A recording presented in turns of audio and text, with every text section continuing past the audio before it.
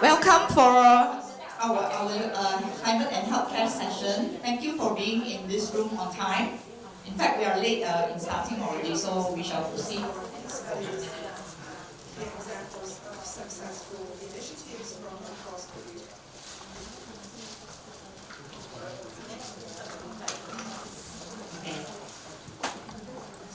Okay, I'm going to introduce our keynote speaker, which is Prof. Shireen and in the poster, it was supposed to be Prof. Tan Sri Jamila Mahmud, but unfortunately she's taken ill today and unable to make it. So Prof. Shireen has kindly stepped in to be our keynote speaker. So you can see here, sorry, just now there was a bio of Prof. Shireen up on the screen, but I shall just proceed to introduce Prof. Shireen. Prof. Shireen is a senior consultant pediatric surgeon and head of sustainability at the Faculty of Medicine in Universiti Malaya and UMMC, Universiti Malaya Medical Center.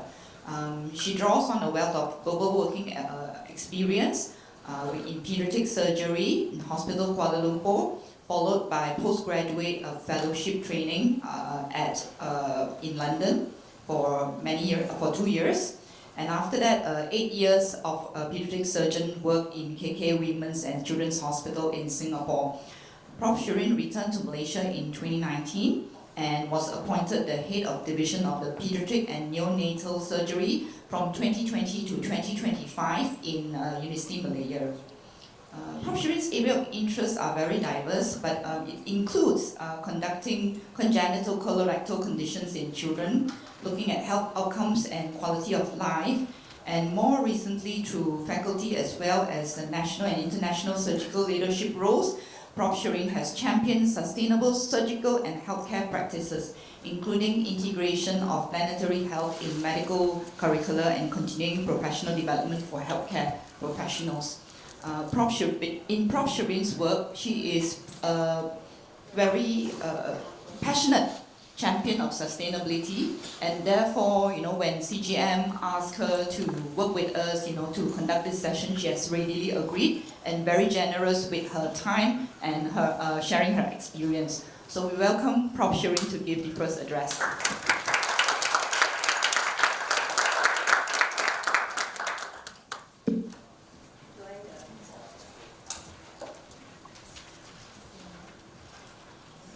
Hi, afternoon everyone. Could I just have an idea of what backgrounds everyone is from? Anyone from healthcare directly? Okay, healthcare directly. Okay, great. Oh, hi. Okay, see some old friends as well. If not from healthcare, just shout out what sectors you're from. I mean, ESG sector. I presume everyone here is interested in sustainability in ESG in some form, right? So non-healthcare, maybe finance. Okay, reporting. Audits, accounting, kind of thing. Okay, anyone I haven't mentioned? Construction. Oh, excellent. Okay, very major contributor to climate change. Anyone else? Manufacturing? Where are you from? EPF? Ah, interesting. Okay, all right. So I'm a pediatric surgeon interested in sustainability in healthcare. When I speak to clinicians, there are many things they know nothing about. When I speak to ESG people, there are many things about healthcare they know nothing about. So in your slides, you might see a combination. All right. So the things that you know, please excuse me. The things that you don't know, please try to get as much as possible. Okay, this is.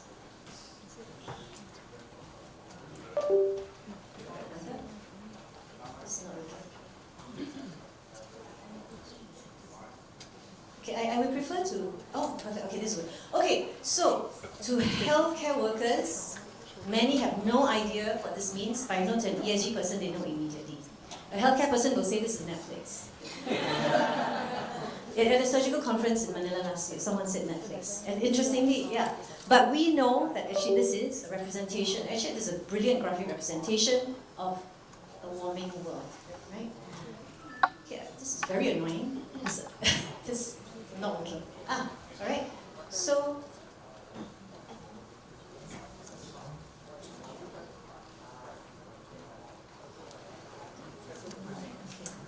okay, now it's okay, yeah.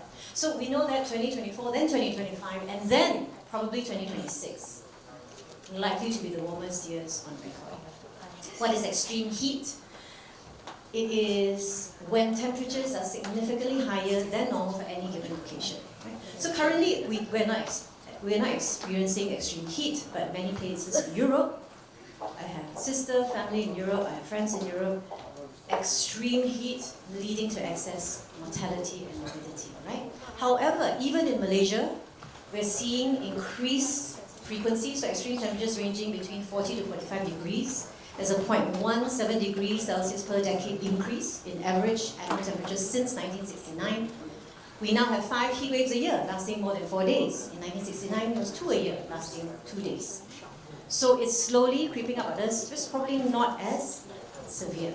What we do see is in the issue of extreme weather events, and for example, we had tropical storms in last year, right? And we are seeing this. We're not seeing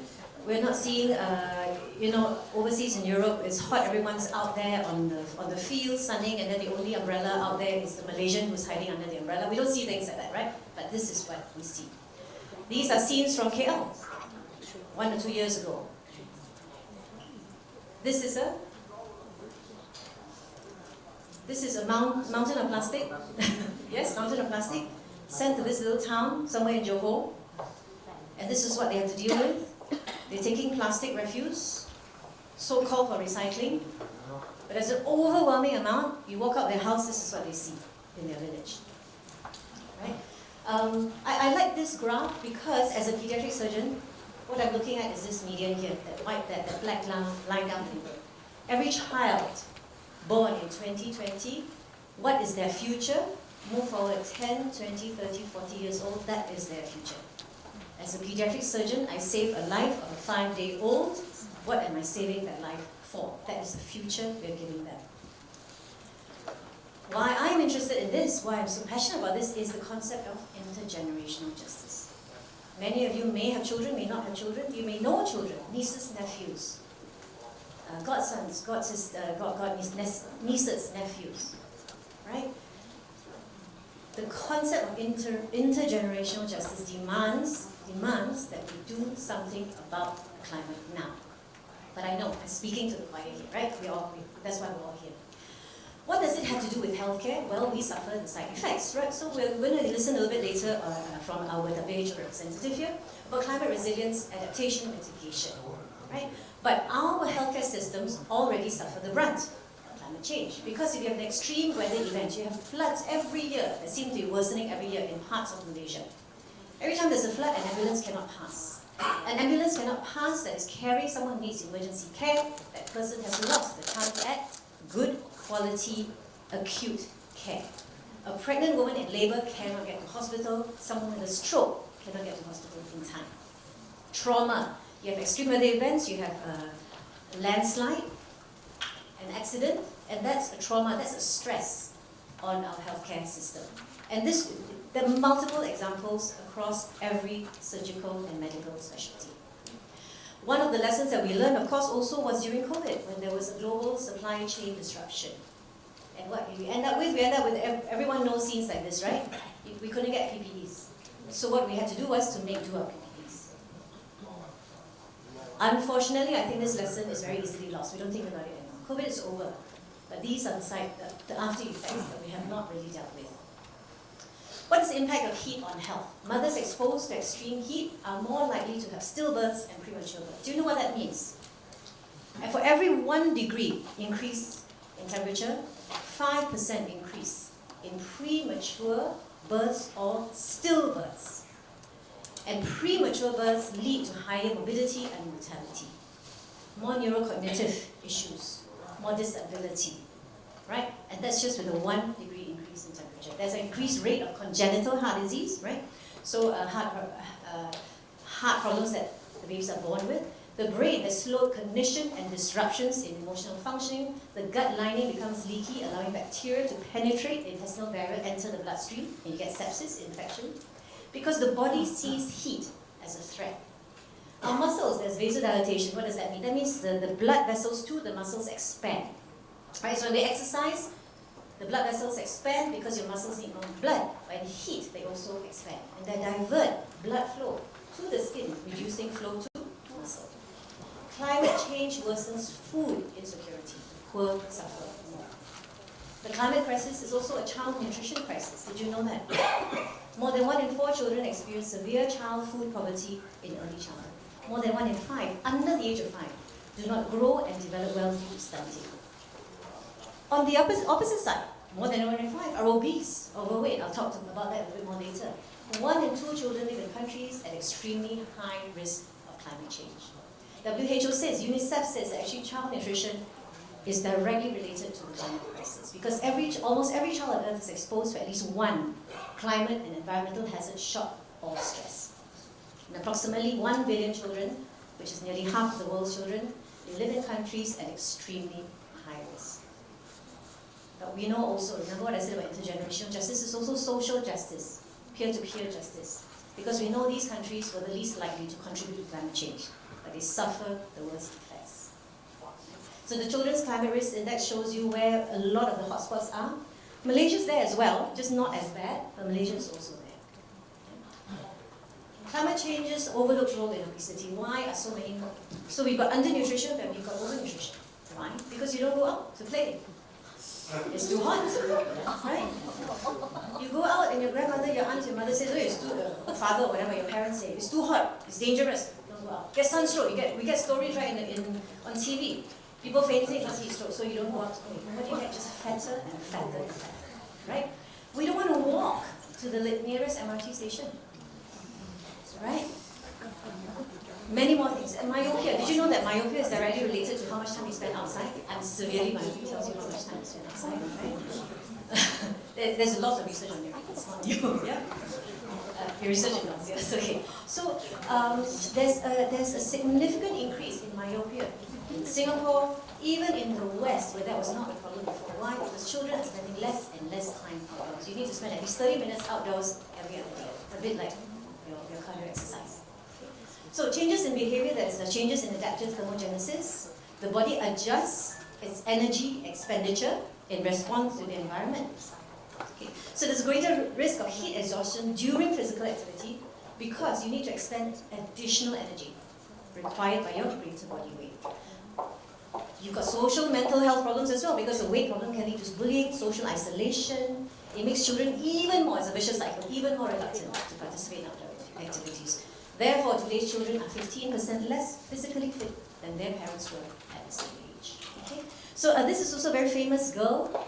Ella Adukisi Deborah lived 25 meters from London's South Circular Road and is the first person in the UK to have air pollution recognised as a factor in her death.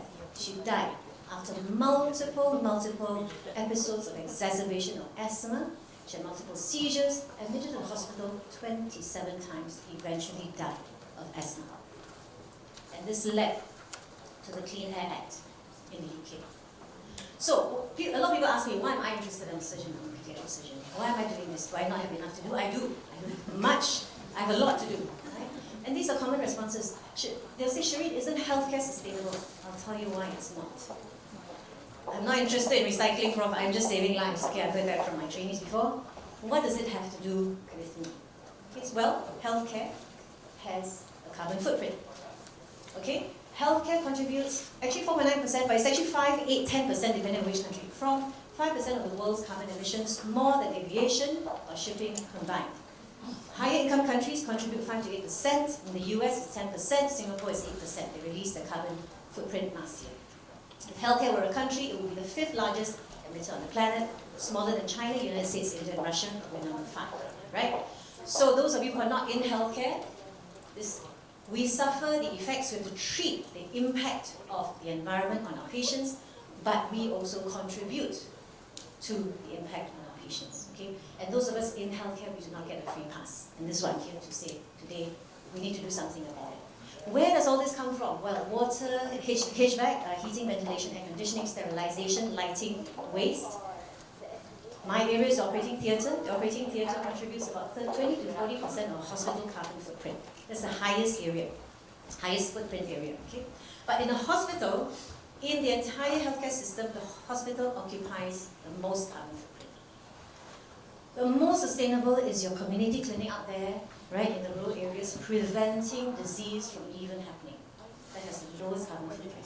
And that's where we really need to focus a lot of our energy, preventing people from having to come to the hospital in the first place. Once you show up at our doors, something has failed in our care along the way, right? Did you know that one inhaler, I'm sure many of you have either used, seen it used, seen family members use, siblings use an inhaler, right, for asthma. One inhaler has a carbon footprint equivalent to driving from KL to Taipei. Okay, KL to Taipei, one, yeah? Many will use hundreds in their lifetime. Percutaneous coronary intervention leads to microplastics entering the blood. Interventional devices are a major source. So when you get a stent for ischemic heart, every time we access, we're dispersing microplastics. Does that make you feel comfortable or not? No, not really, right? It's a growing public health issue that we don't quite know about yet. The global warming potential of anesthetic gases is between 10 to 2,000 times carbon dioxide. 2,000 times carbon dioxide. In my hospital, I actually put some of my students on this little audit that we did. So I asked them to observe 20 operations over a 3-week period in my Paediatric OT. What did we find? So we've got a clinical waste bin, which is a yellow bin, domestic waste bin, which is a blue bin. And they found that in the blue bin, 2% of the items thrown should not have been there. But we found that 40% of items thrown in our clinical waste bin should not have been there. Those of you in the healthcare sector, you know we pay a lot to manage clinical waste. Incinerating processing clinical waste actually is very polluting, right? And very expensive. So imagine, 40% of those items should not be there. Well, actually, 40% is low. Many papers say 90%, 80%. Okay? Non-sharps items, so we know that we put sharps in a sharps bin. 20% should not have been there. They were not sharps. Why? Because they put gauze inside there, they put a syringe without a needle, they put it in there as well. Right? So single-use surgical items contribute 2/3 of the carbon footprint of products used in common operations. That's my carbon footprint every day when I turn up for work in the operating theatre. We also measured water, right? Malaysians are so fortunate. Water, clean water is so easily and readily available. We looked at we measured water left running but unused during a scrub cycle. Many of you, if you're not healthcare, you would have seen medical dramas, right? Surgical dramas, scrubbing, scrub, caulking, scrubbing, right? The water runs while we're soaping. What happens? Maximum water left unused, 21 liters. 21 liters, 2/3 of a scrub cycle. What does that mean? That every time we are washing, we're leaving clean water running, it's not collected back. That's 2/3 of a scrub cycle. Now, in a busy hospital like UMMC, second largest hospital in the nation, 1.5 million patient visits a year, thousands of operations done per year, 8 people scrubbing for each operation, how much water is being wasted? Imagine that, clean water. Okay. We also looked at this, so I apologize for the font. This is not done, but we have to quickly transfer some of my slides across, okay? But we also looked at the sustainability profile of all discarded items used in the theatre. Were they reusable, recyclable, or biodegradable, right? And what did we find? We found that in our institution, this was 2 years ago, all our fabric was single-use, non-recyclable, so all our PPEs used in the theatre, non-recyclable, all thrown away, discarded. There are reusable material options, but we don't use them. We did not use any biodegradable options as well. So all our packaging is plastic, half paper, surgical gowns, etc. All non-biodegradable, single use. So we told us that actually we had a lot of scope, starting from reduce all the way down to recycle. There's a lot of scope to change in healthcare and how we manage it. And that's because we need to look at the entire life cycle. Right? So a lot of times I will get, but one PPE set when I gone up, cost 8 ringgit, 9 ringgit. But if you times that, right, over the thousands of operations we do per year, over 5 years, it's only then that we start to see the payback in terms of using a reusable surgical gown again, rather than a single-use surgical gown.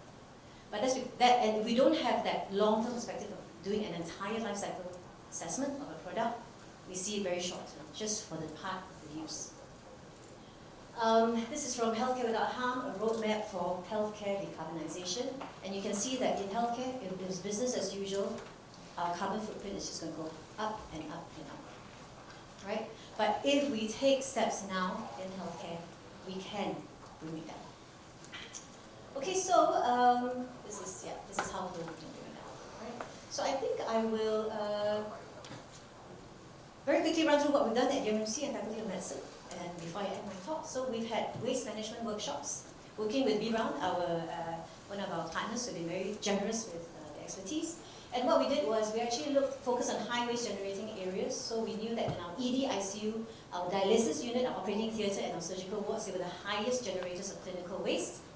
We specifically targeted heads of department, heads of units, clinicians, and nursing sisters and matrons to train them so that they could, using this kind of train-the-trainer model, we can then pass down that information.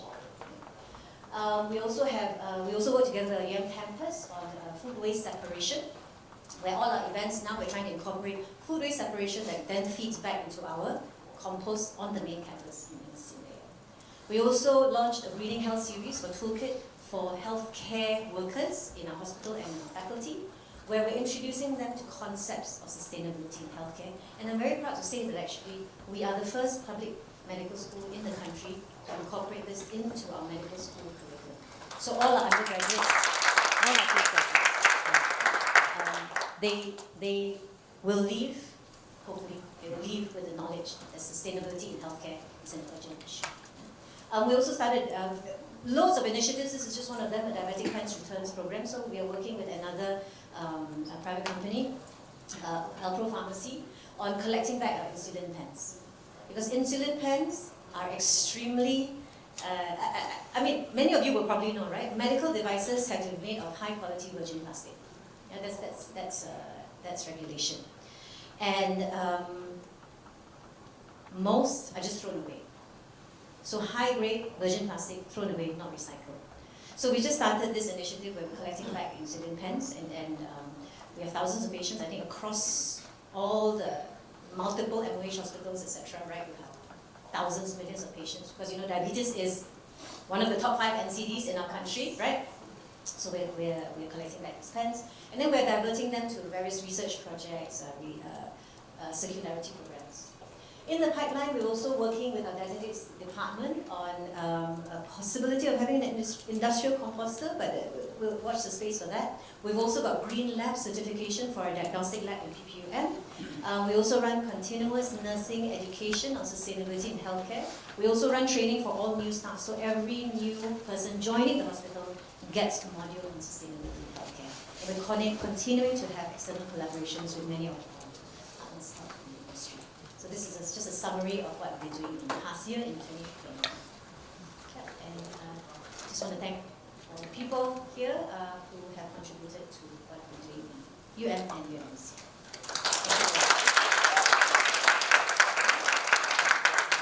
Any questions?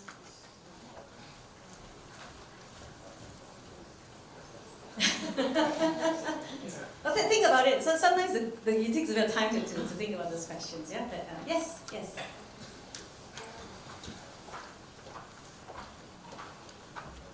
Dr. Shireen, it's truly inspiring what you shared. I never imagined a hospital could have so many sustainability initiatives. Was it challenging actually to kickstart all this, because you were one of the first volunteers in the industry, to convince your management to do all these, and the buy-in from the various stakeholders, your doctors, your colleagues? How do you go about that? Thank you for the question. Well, where it started, I actually skimmed over that, but where it started was really because, okay, I'll show you this picture, right? I've skipped over that picture. Okay, this is my compost machine at home. Yeah.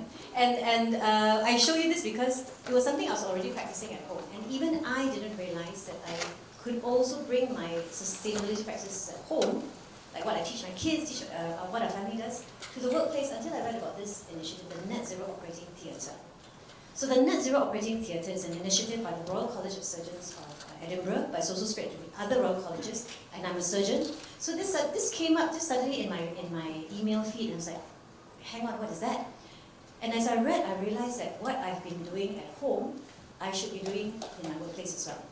So I started with the audits that I sent my students to do. And just that simple audit actually sparked this whole journey that we are on, because that audit showed how much waste was going into the system. And you know, in a public facility like ours, we are scrambling for whatever we can save everywhere, right? And just showing management that 40% of the expenditure that's going to clinical waste shouldn't be there, that immediately got them on board, right? And I also think that it was very aligned with where the university wanted to go, so that's a very fortunate alignment. But also for clinicians especially, so when the phones come out to take a photo is when I show data on waste. Okay, so the other interesting thing on waste that we learned about our diet, for example, is the geriatric ward sends back half the food.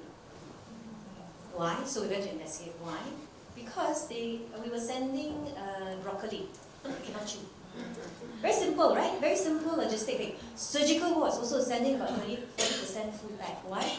Because surgical patients are kept meal by mouth while waiting for surgery, but they forgot to cancel the order diet. Simple things, right? But those are the things that capture clinicians' heart. Yeah? Why is all this waste? Why we send all this away, right? Waste in general is not the biggest part of the footprint. That's HVAC, heating, ventilation, etc. But we get them on board using these things that speak to them. And then it skips out. Any other questions? Okay. Right. Okay, we would like to thank Prof. Shireen and Na for the very inspiring lecture just now, keynote address. And if you have any further questions regarding what Prof. Shireen just shared, right, you can ask at the end of the fireside chat, where Prof. Shireen will also be one of our panelists. Okay.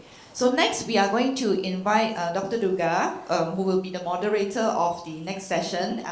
Dr. Durga is formerly from WHO and my co-lead in this climate and healthcare project under CGM. I'm going to invite all the rest of the panelists. Please come and take your seats. You can see that your names are already there on the chair in front there. And I'm going to introduce them. First, we invite Dr. Hazlina Yahaya from MOH. She is the head of the Public Health Emergency Response Sector Preparedness. Thank you for joining us today. Next, we have Dr. Narinderjeet Kaur from WHO Health Emergency Officer. I invite Prof. Shireen, please take your seat. Dr. Prashant from Hospital Bukit Mertajam, Hospital Director. Datuk Dr. Kuljit, President of the Association of Private Hospitals Malaysia. Mr. Saravanan, Chief Risk and Sustainability Officer from KPJ Healthcare. Ms. Tracia, Head of Sustainability, Sunway Healthcare Group. We are really, really grateful for all our panelists who said yes to come by this fireside chat. So next, I will hand this mic over to Dr. Durga. Thank you so much, Nicole. Good afternoon, good evening. How's everyone today? Did you guys have lunch?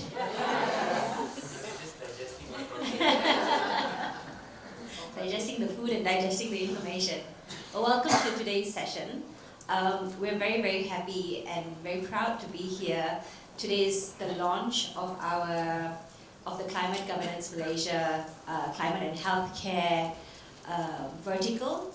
And this is our very first event. And so we're really very excited to be here. With such a great lineup of panelists and a fabulous keynote speaker. So without ado, let's get it started, yeah? The first part of this conversation is going to be around climate resilience. Dr. Naren, perhaps we will start with you from WHO. Do you mind sharing with us the public health impacts of climate change?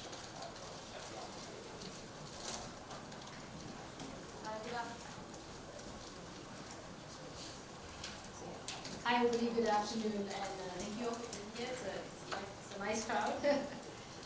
Thanks Dr. Durga for the question. So I think Prof. Shireen has already sort of very much explained about the impacts of climate change in health, right? And she's also touched on a lot actually on the public health impacts of climate change. But maybe just a very brief sort of superficial touch on what are the public health impacts on climate change. So we can always say, we can always divide it into two, a direct impact and an indirect impact, right? So that we can understand. So a direct threat or direct impact would be something like extreme heat, like Prof has mentioned. So in extreme heat, we are exposed to heat, which leads to heat strokes, heat exhaustion, and that burdens our cardiovascular systems, our heart, our kidneys, things like that. And then, of course, we have when there's air pollution, which we mentioned also by Prof, this leads to chronic lung diseases, exacerbation of chronic asthma.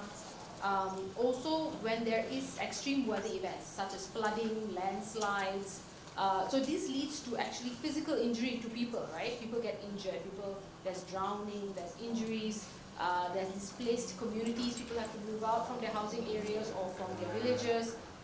And also what's very important is there's destruction of infrastructure, right?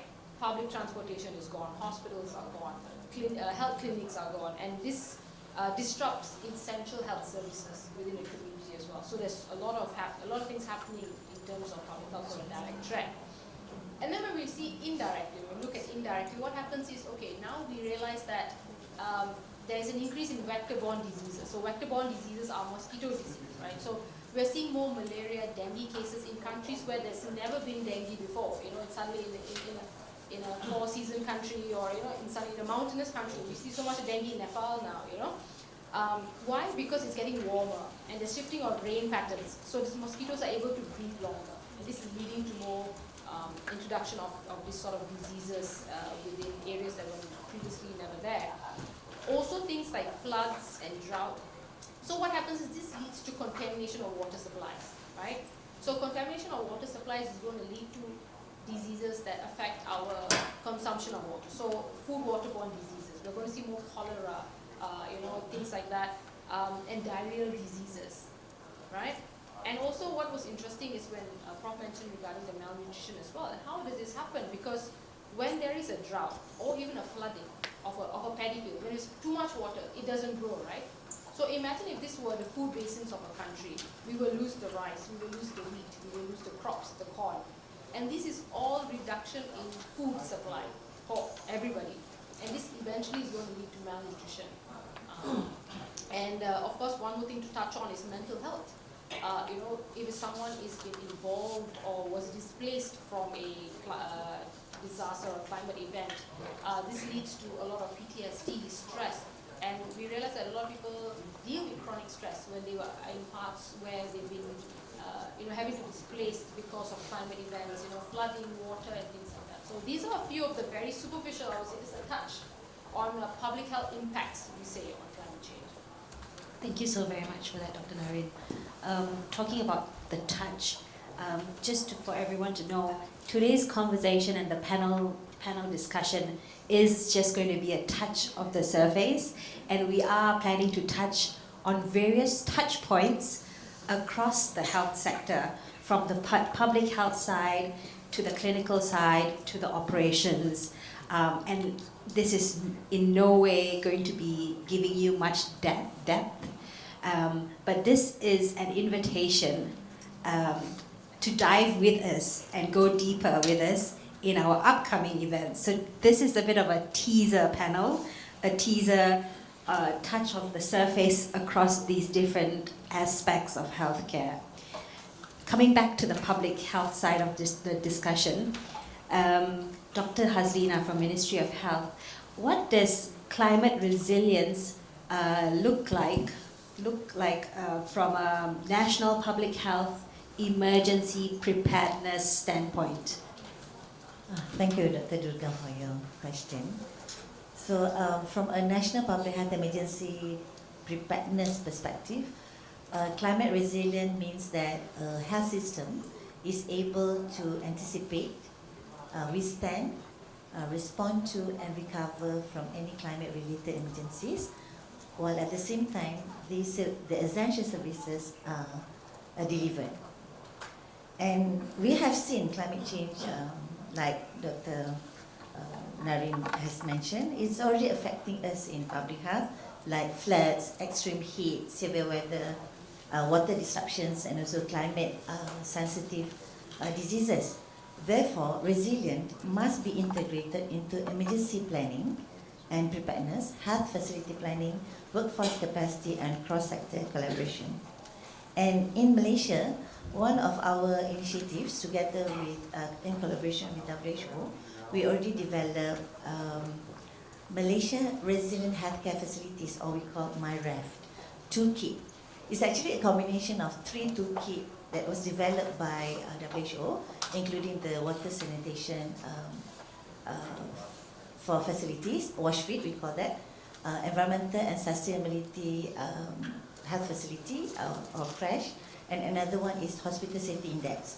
So actually with 400 indicators, we actually come up with another toolkit called MyREF, which is a harmonization of the toolkit.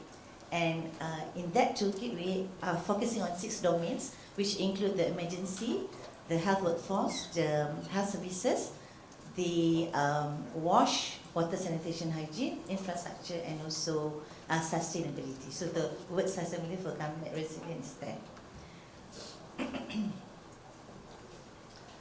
MyREF helps health facilities to systematically assess their resilience by looking at 3 key areas, which are the risk assessment, structural and non-structural safety, and operational readiness, including I mentioned, which is the emergency planning, business continuity, surge capacity, and also workforce preparedness.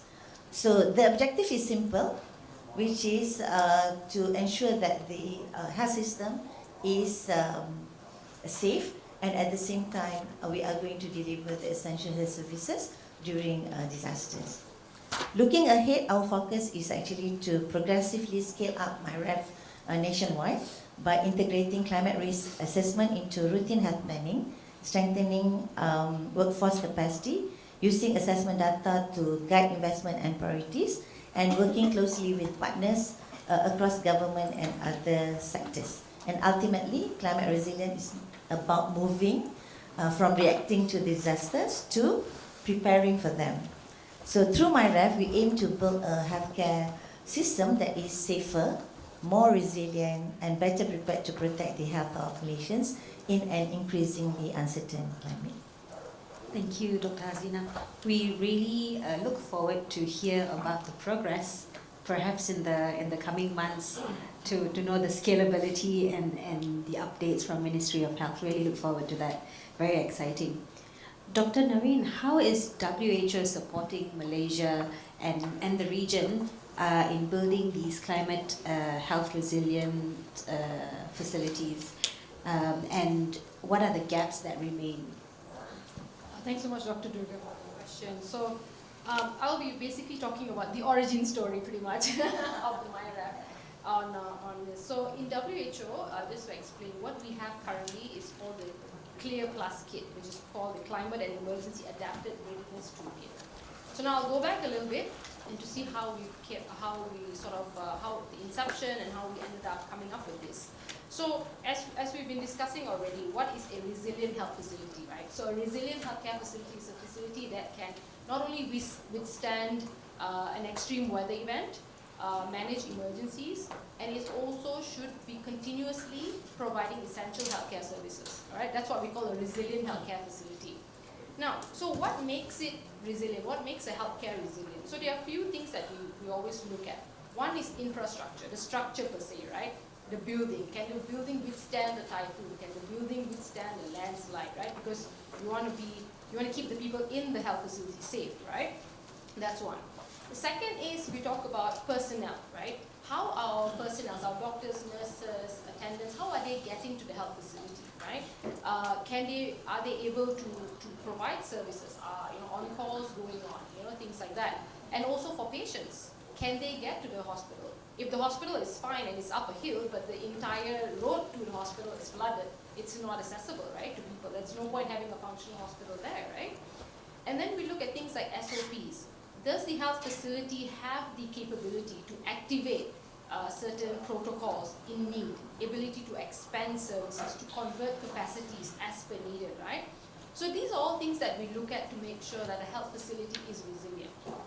So to assess this sort of components, what we've had in WHO and what Dr. Hazlina has also mentioned is that we've had previously a few toolkits available. So first is the Hospital Safety Index, which also mentioned. So the Hospital Safety Index primarily looks at health emergency and disaster risk management, the capacity of the health facility to manage that, right? And then we also have the CRASH, which is the Climate Resilient and Environmentally Sustainable Toolkit, which looks primarily on climate hazards and sustainability. And then we have the WASH-FIP, which looks at water hygiene and sanitation. So these three toolkits are rather complex toolkits. There are multiple hundreds and hundreds of checklists that needs to be done. So for a health facility to sort of like go through all of this, to be resilient, it just wasn't very sustainable. It wasn't very, fit for purpose anymore. And it was very interesting because we actually got a knock on our door from the Ministry of Health Malaysia to WHO to say, guys, do you all have a toolkit that is maybe more comprehensive, less complex, that we can use to assess our health facilities in Malaysia? And I think, that along with the, World Health Assembly's resolution on climate and health back in 2024, and also for our regional frameworks, so on action plan on health security, this sort of all came together and we realized, yes, we need something new, we need something to help, in this situation. And it was so interesting when we sort of superimposed these three toolkits together, there was so much overlap, right? So essentially people were sort of doing three different assessments for different outputs, but essentially testing the same things, right? So it's like doing it 3 times over. So it didn't make any sense anymore. So we said, okay, let's come up with this toolkit. So that's how the Clear Plus toolkit was developed. So this Clear Plus toolkit, basically, it's a digital tool, right? It's able to analyze data. It's for data collection, and then the data is analyzed. We can do hazard mapping. There's also a dashboard available so that we can actually see in real time what health facilities, what are the actions needed, and just to monitor progress. And what's also interesting is that we are able to develop geomaps. So we can superimpose other data onto this geomap. For example, environmental data. So if we get map data from rainfall, for example, we can superimpose it on our maps to see which health facilities are in danger, which health facilities need more help, right? That sort of puts us in that perspective. And like I said, where are we with this tool? We're very proud to say that actually Malaysia was the first country globally to pilot this tool back in April this year, right? And yeah. So Malaysia is really the pioneers in this. And we've also piloted it in Fiji in June, a few months ago. So what we are doing now is we're sort of just finalizing the nitty-gritties of this tool based on the pilots that we've had in Malaysia and in Fiji. And also, just finalizing these dashboards and the digital aspects of it. What we intend to do is we want to help our member states, our countries, to integrate this resilient tool into their health systems itself, right? And how Malaysia has exactly done it. We had the tool, we gave it to them, they adapted it to Malaysia, and now they have the MyRef, right? So this is exactly what we want to support member states, and we're doing the same for other countries, and especially the Pacific Island countries, where we want to cater for their needs and their challenges as well. And of course, at the end of the day, we want to integrate it into the national surveillance systems so that it can be part of the country's national surveillance systems, and also be part of any climate planning financing to show that this is important, and we need to make sure that these health facilities are resilient towards climate and emergencies. Thank you very much. Thank you, Dr. Narin. Thanks to WHO and the support, and we're really proud to hear of MyRef. Congratulations. What is I guess to both of you, from a public health point of view, in the current status of public health in Malaysia, what is needed to move from commitment to impactful implementation when it comes to climate resilience?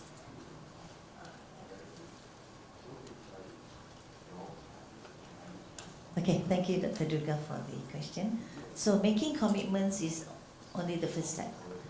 But the real challenge is turning those commitment into action that strengthened our health system. So from the Ministry of Health point of view, actually we have 5 key elements to mention.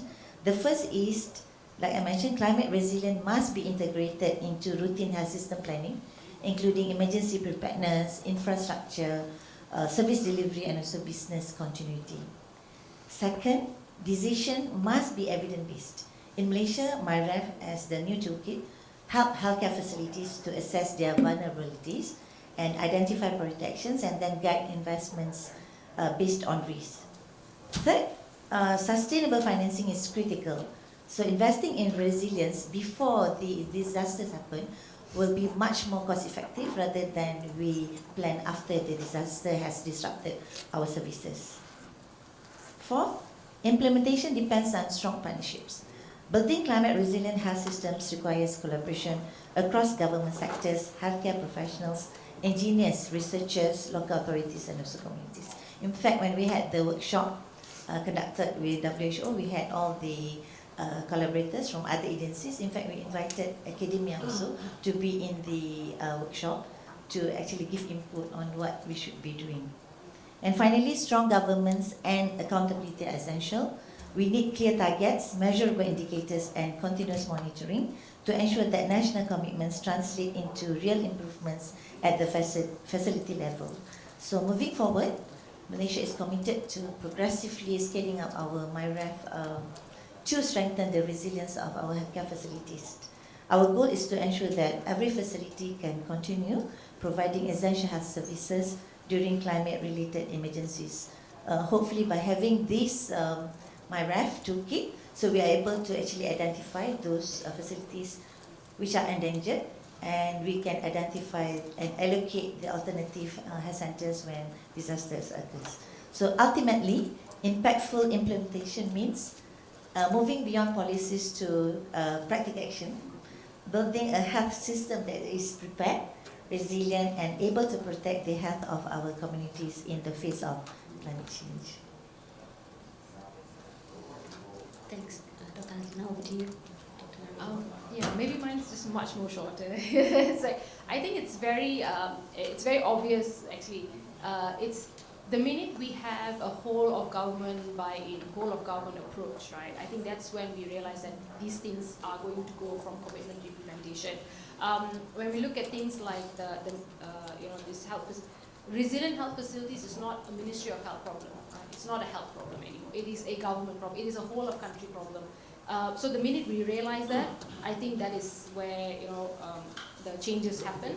And I think Malaysia is a very good example of that, where it started off and then we got a lot of buy-in from tops and stuff like that. And it just shows us that, making a health facility resilient, right, no longer should be an inspiration. It's not a nice to have. It should be a standard, right? And I think the minute we all, and the policymakers particularly, realize that, that's when all this is going to get implemented. Thank you to both of you.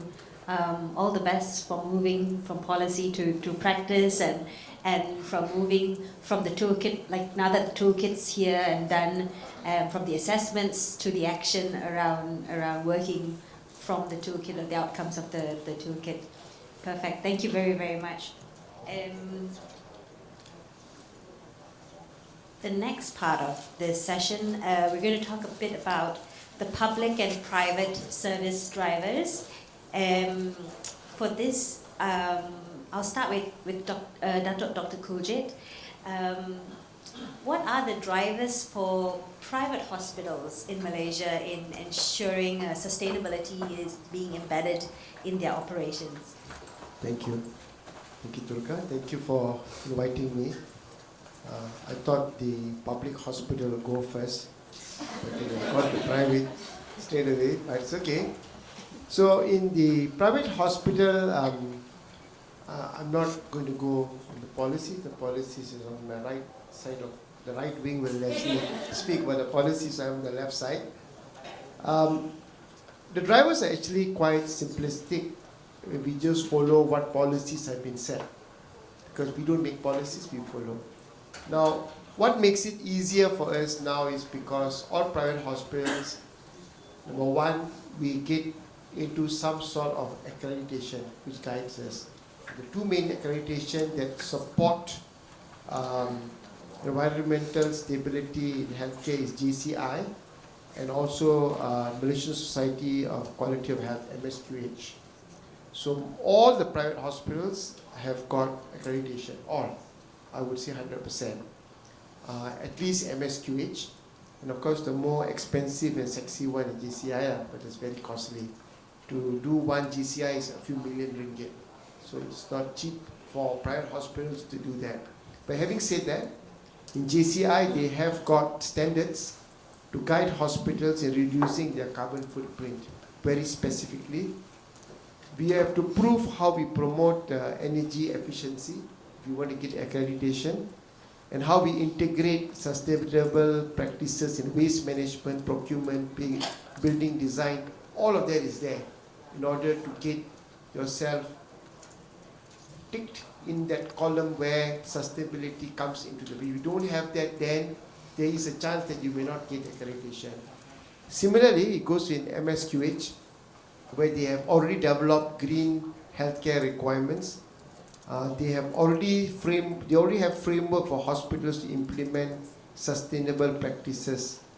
So when we are audited, we have to show, there's one whole chapter that we have to show what are the steps that you have taken.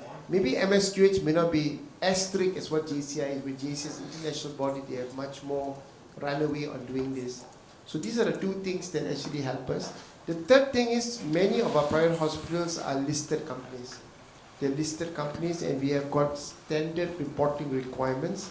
And there are sustainability reporting standards because some of us are listed on the stock exchange.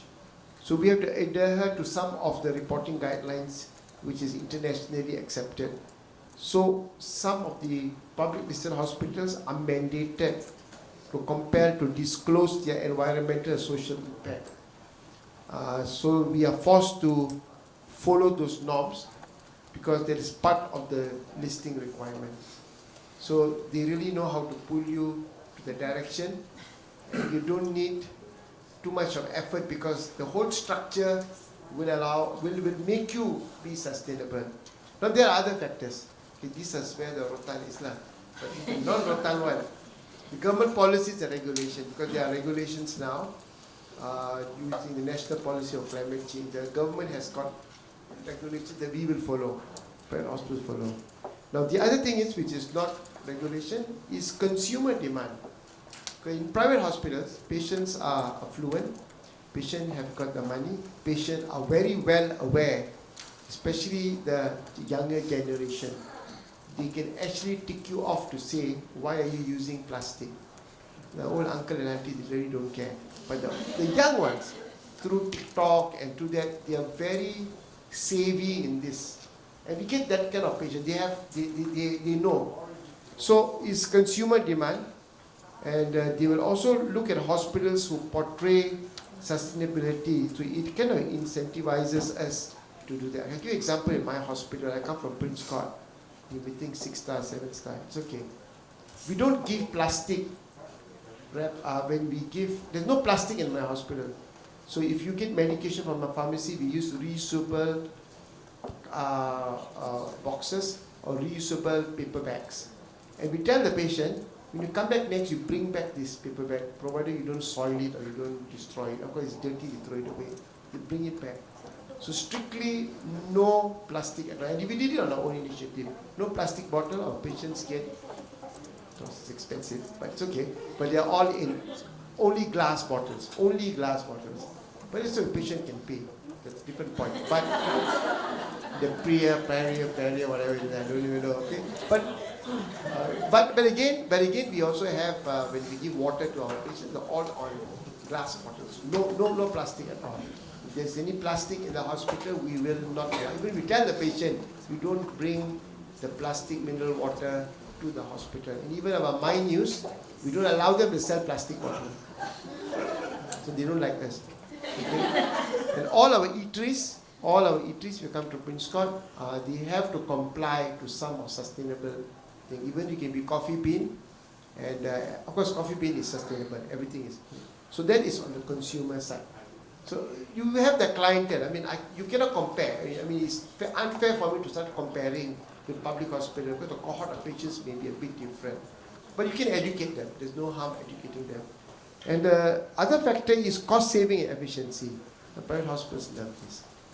Because sustainability practices can lead to significant cost reduction. They love this, okay? I don't own the hospital, right? I'm just a doctor, but the owners love it because there's reduce in energy consumption, reduce in waste management, reduce in resources usage, which then can be reinvested either into their revenue or into patient care and facility enhancement. So that is a big thing that sometimes we don't see when there's a wastage. And when there's a wastage, there's a payment done. So environmental sustainability is one. Economical sustainability is also a concern. And the most important thing at the end of all this is collaboration with industry partners. Now we try to learn from other industries who have already had good sustainability practices. We try to innovate something that others haven't thought of. Now 2 years ago, our conference in APHM, the whole topic was on sustainability. And Tan Sri Jamila was our keynote speaker. And we had a lot of topics on sustainability to teach, educate hospital operators, hospital managers on sustainability. You have to drive this to them. And surprisingly to us that it was taken up so well. And we could see that many of the hospitals, for all the reasons I gave you just now, they're happy to do, and they will boldly put it up in their websites and say that we are sustainable and how we are. So I'm just telling you in a very practical point, and the learned people on my right side, they give you policies and all that, which is what we will actually follow. I keep it up to that. I can go on. Thank you, Dr. Kuljit, representing all the private hospitals in Malaysia. I realize that our audience are not all from the healthcare. So just to recap, JCI means the Joint Commission International. It's a accreditation body for hospitals, private hospitals, and MSQH is the Malaysian Society for Quality in Healthcare. So those are the two that Datuk was referring to earlier. Thank you very much, Dr. Kuljit. So then moving back, I wanted to move things around between the public sector and the private sector and back to the public sector, but from the hospital's side. Dr. Prashant, what is Ministry of Health's approach to sustainability at scale?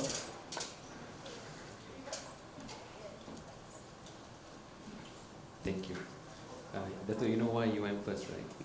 Because patients go to private first, and when they can't do it, they will always end up in the public healthcare system. Once they are not financially sustainable, they go in. So we don't have an option. Everybody is our client. Thank you very much, Durga, and thank you to the organizers. It's a wonderful session. Are you guys enjoying it?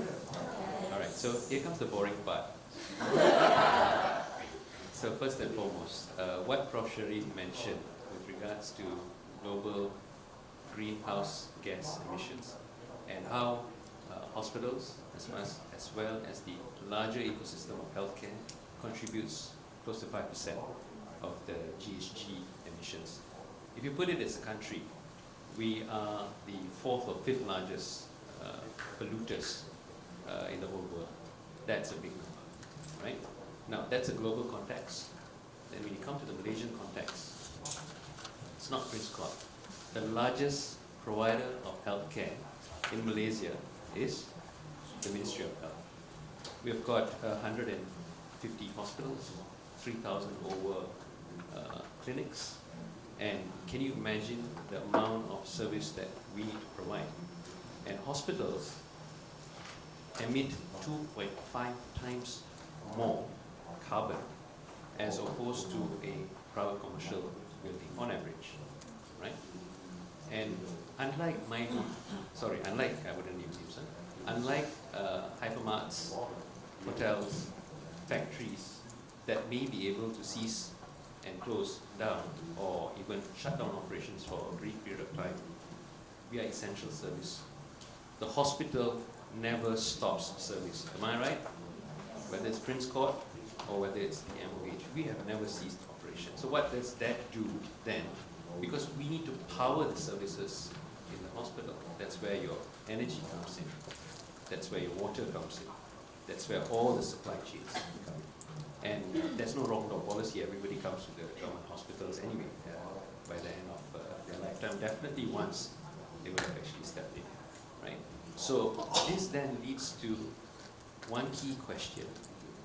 Do we have plan B as far as climate action is concerned? Yes or no? We have no plan B. It's just plan A.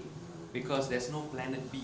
There's only one planet that humans can live in, right? So when you take that into account, the key question that you have to ask yourself is, as healthcare providers, as healthcare practitioners, we are healing patients, but are we destroying and injuring the planet that we live in? Because it makes no sense when we treat the patient successfully, but we are injuring the planet in which we live. So taking all that into account, we now need to mitigate the amount of injury that we are inflicting into the environment because we don't have a plan B. Anybody here who thinks we have a different planet that we can live in, please raise your hands up. Talk to Elon Musk. Yeah, exactly. Yeah. So when that, with that in mind, in 2015, the Ministry of Health embedded the sustainability program via the Engineering Services Division into the Facility Management Act. So what does this then do? It anchored the way services are provided in the hospital, basically on these 3 or 4 tenets. Number one, energy. Right? 55% of our utility bill on energy is via the HVAC, air conditioning, heating, and ventilation. Further 35, on average, is the lighting. So we do not have the luxury of a single hospital that is newly being built. Across 14 states and 150 hospitals, we have a wide variety of facilities. Some old, some young, some new, you know. So by retrofitting things, we managed to bring down electricity. If you were to Google yesterday, the KSM, Chief Secretary of Malaysia, has praised Hospital Kuala Lumpur because by the implementation of the sustainability program over 10 years, they have saved 33 million ringgit in utility savings, which is a lot of money. The impact is actually not money. The impact is in the savings of the CO2 emissions that are released via our facilities. That's number one.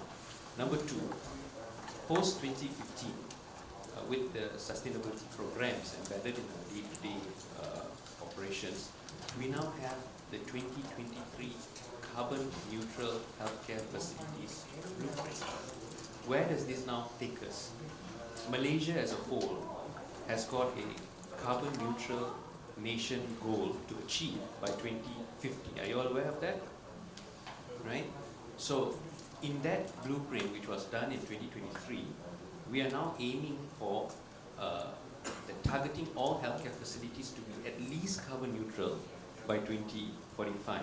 So when this gets embedded in our day-to-day operations and the savings, not just in terms of ringgit Malaysia, but in terms of how much less of carbon we emit to the environment while we give service to our patients, this now leads to us achieving a bit of sustainability and a bit of environmental and planet-friendly healthcare services. We've got a lot more to share, but I know Durga is looking at me and saying, cut it off.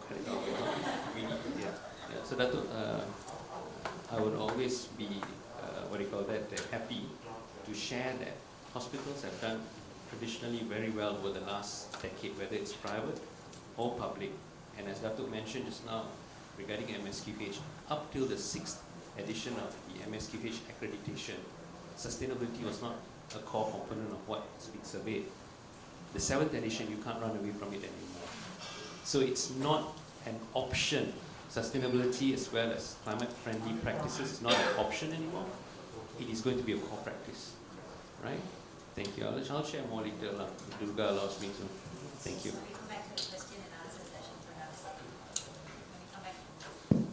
Can we come back to the question and answer session, perhaps, including the building regulations and stuff? On the thread of accreditation, I understand that 3 of Sunway's hospitals have been accredited with various green building accreditations from GBI as well as the Green RE. Tracia, would you mind sharing with us what does these accreditations entail? What are the green building features? Okay, so at Sunway, we actually have this Sunway Green Building Policy that all completed buildings from 2025 onwards have to be green building. Yeah.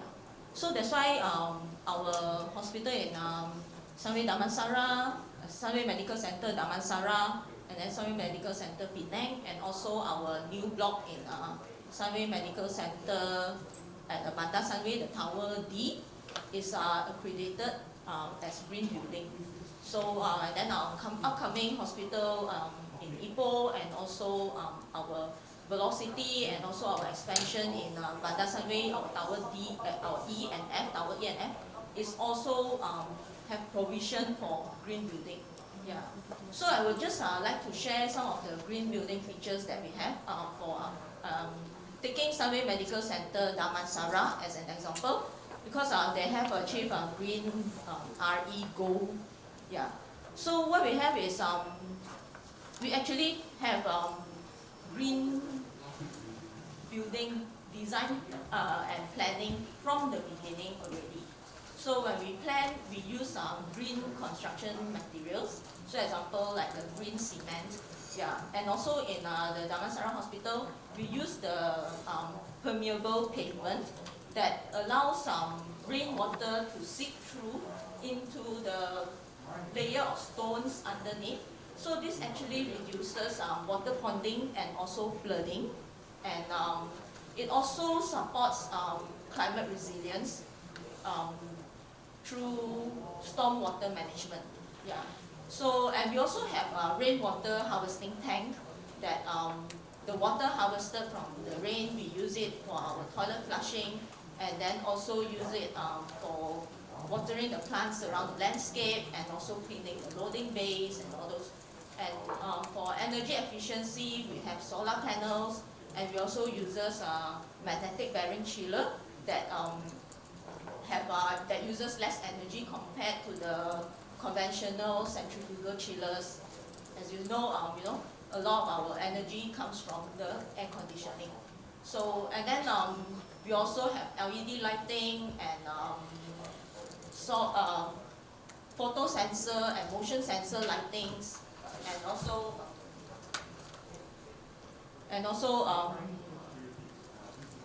we also have building management system that controls our aircon and also lighting. So besides that, we also design our building with more natural lighting, creating a healthier environment with also a better indoor air quality, and also thermal comfort for patients.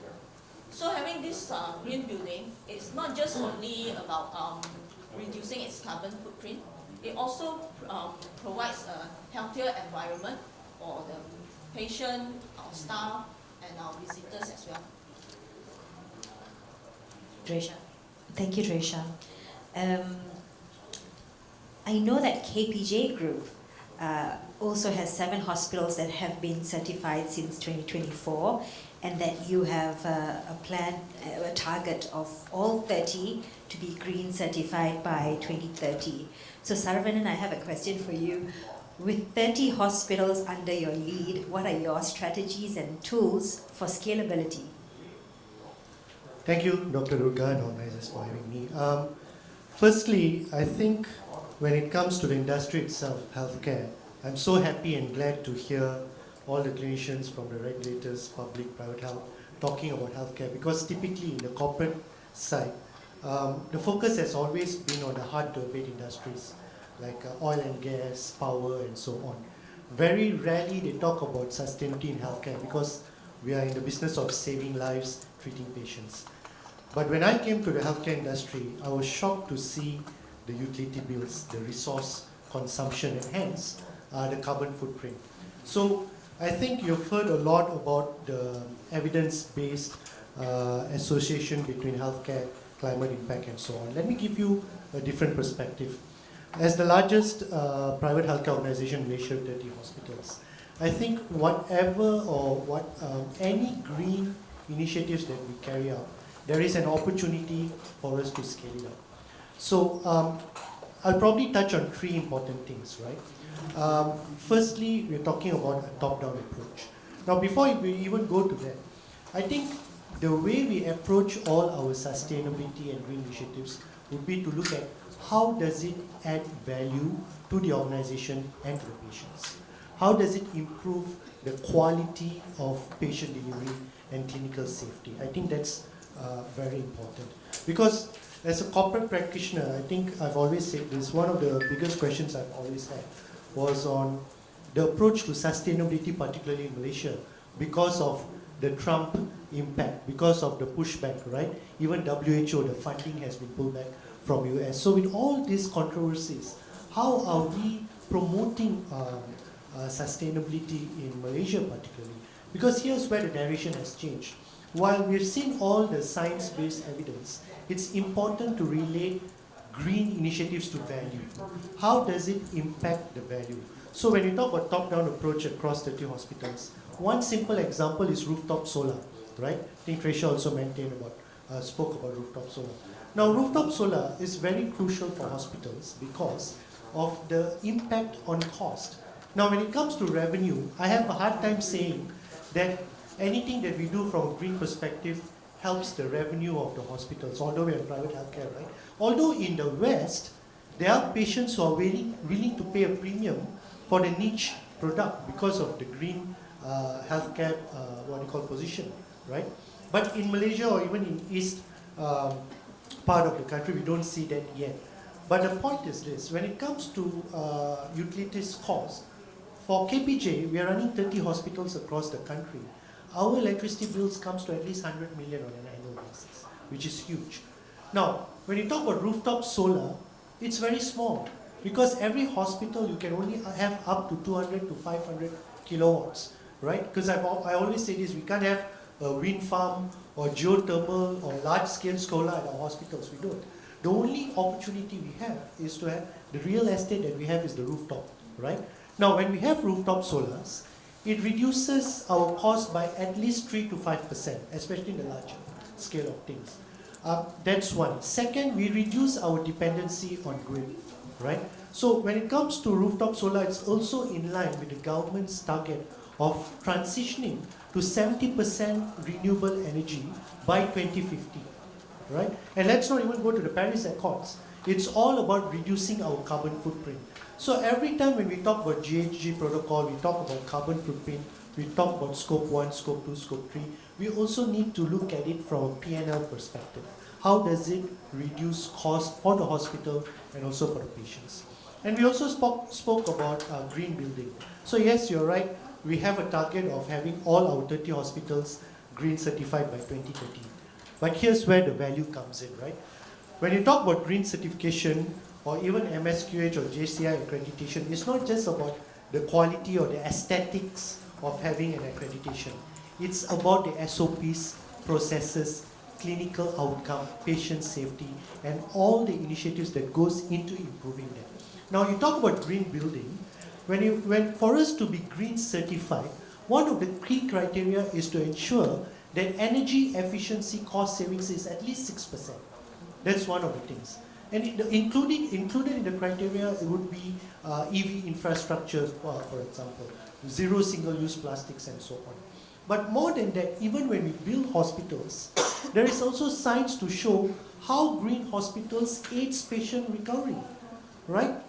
Proper lighting, high ceilings, biophilic design. Because the biggest misconception that I have is that when you talk about sustainability or green initiatives in hospitals, It's about having green plants all over the hospitals, which is wrong. Because even when I talk to some of my 30 hospitals, when I ask them, okay, what green initiative you're going to have, this year we're going to have tree planting activity, which is great, but you don't plant trees just to save the environment. You need to know how it adds value to your carbon footprint. How does it help with carbon sequestration? How does it reduce your scope 1, scope 2, or scope 3? Because as a listed organization, we need to start reporting on this, and in a few more years, carbon tax comes in, and that will also impact patients at the end of the day. Because where does the cost get transferred? So that is why when we talk about all this and scaling across our 30 hospitals, I think for us, the top-down approach is very crucial. We also have a bottom-up approach where we give the flexibility to the hospitals to be innovative. Like, for example, what Professor Shireen shared. All this happens in the OT, but we're also looking at it from an infrastructure perspective. So stakeholder management is so crucial. Medical gases. How do we transition from desflurane to sevoflurane, right? So I think we have, my shareholder EPF is here. So when you talk about value, I think, again, all those trends that we see from a climate perspective also increases patient volume. So at the end of the day, for us, this is not about profit making. This is more about improving the reducing reputational risk, increasing clinical outcomes, and improving patient safety. Thank you very much, Saravanan. Your task or your mammoth journey ahead to scale up for all the 30 hospitals. We really look forward to your update next year then. Moving to this side of the panel, Prof. Shireen, could we come to you about How does actually before that, I might need to preface this for everyone. I believe in Malaysia, you're probably one of the few or probably the only clinician and professor championing sustainability for your hospital, for your unit, hospital. And so I would like to find out, how does as a university and teaching hospital approach sustainability? I don't think I'm the only clinician. So I don't claim to be that one. Leading the... Maybe leading sustainability, yes, that's true, yeah. So I see our role, first of all, it's a teaching hospital, right? So our role is dual. We have to administer clinical services, but we also need to leave an educational legacy, right? So those are our two dual roles as an academic teaching hospital, as a university, faculty of medicine.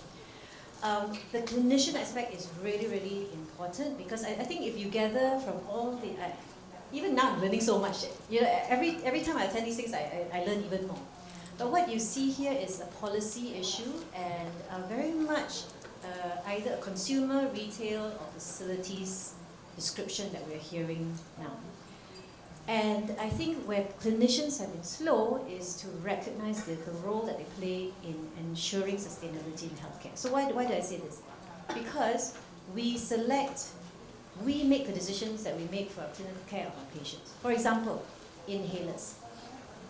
So Sarah's not going to tell me which inhaler to use, right? Because we're the clinician.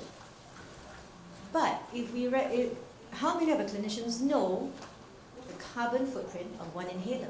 Very few, very few. Are there options for inhalers? Actually, there are. There are dry powder inhalers. There are issues with that, but that's not as much an uptake as a dry powder inhaler has a carbon footprint of 4 marks. Okay, so basically, me driving home, that's a dry powder inhaler. Me driving to Taiping is an inhaler.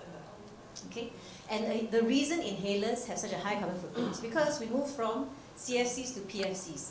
So in the 80s, 90s, CFCs were such a terror. You know, you're a sinner if you use CFCs, right? So everyone phased out CFCs and then inhalers, and they switched to PFCs, perfluorohydrocarbons. But that also, unknowingly, unwittingly, we also continue to add to greenhouse gas emissions, right? So inhalers is one. As a surgeon, a single-use device can cost 3,000 to 5,000 ringgit. One single-use device. A laparoscopic diathermy device can cost 3,000 to 5,000 ringgit, single use. The steel, the aluminium, the technology, the high-grade plastic that goes into manufacturing one single-use device, would it be acceptable and in any other industry? But in healthcare it's acceptable. Why? Because surgeons have never questioned it. So that's one of my jobs, to bring this advocacy and awareness into the clinical field so that when we make choices, when we make procurement choices, tender choices, we are feeding that into the system as well. That's the clinical aspect. The educational aspect that I feel is very, very important is that if it's just one clinician making those choices, how much impact do we have? But we have such an important role as educators. We're training hundreds and thousands of medical doctors or specialists for the next few generations. If everyone leaves our university learning that they have a role to play as well, how powerful that would be and how much more escalation, how much more scalability would we have if we're sending these people out into practice. Yeah. So those are the two roles. Thank you very much, Prof. Shireen. Heading back to that side of the room, to Tracia. I was thinking about how on this panel, Sunway is interesting and unique. I was thinking of the different unique aspects of where we come from to healthcare, and for Sunway, in a unique position as a group that transects multiple sectors. Given that you're in healthcare, aged care, the education with Sunway University, real estate, construction, hospitality, malls and leisures, and farms as well, etc. How do you work cross-sectorally across the group to achieve greater impact in sustainability? Yeah, it's definitely an advantage. Yeah, we don't have to do things in isolation or in solo. So we do a lot of sharing on best practices, and we also collaborate group-wide in sustainability initiatives, ESG reporting, climate-related disclosure, and also even our stakeholder engagement. Yeah. So regarding the farm that you mentioned, we actually have this Sunway X farm, which is an urban farm, urban sustainable farm located in various locations in the city. So we purchase our salad greens from the Sunway X farm, as they are only a few kilometers from the hospital. So the produce that we receive are same-day harvest. So it's fresher, and then I would say less spoilage compared to if you, let's say, purchase from farm produce that comes from Cameron Highlands. You may receive it 2 or 3 days later after it's harvesting, and then transportation, storage before it's distributed. So this actually also, besides saving on the carbon footprint, it also reduces the food waste. As if with less spoilage, we can use the whole product instead of throwing away the brown bits and all those. Yeah. So this is actually one of the advantages also. But actually, everybody can purchase from them as well. Yeah. But the other thing is also most of our hospitals, we are actually built in integrated township. We have Universiti, hotel, shopping, residence, office, all nearby. So especially in Bandar Sunway, we have this elevated walkway that is actually linked to all these places. And then we can actually walk safely without crossing roads. And then there's CCTV and also solar lighting.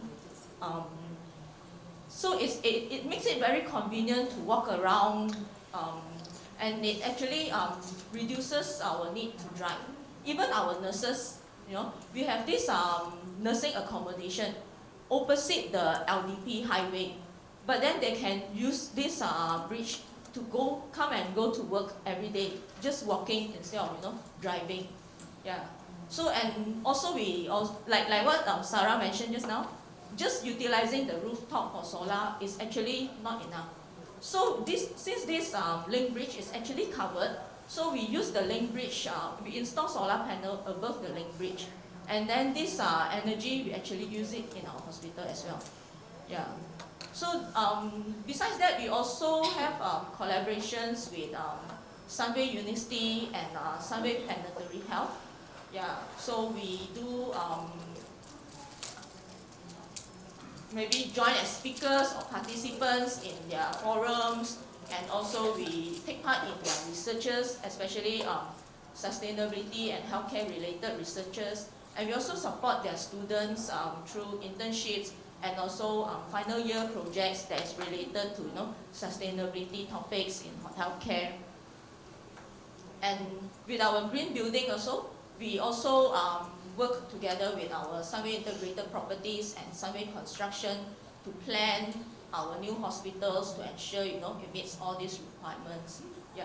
So yes, there is a lot of synergy and also a lot of leveraging on each other's strength and expertise in the whole group. Yeah. Thanks for that, Tracia. I think there's a lot of opportunities for us from healthcare to also learn from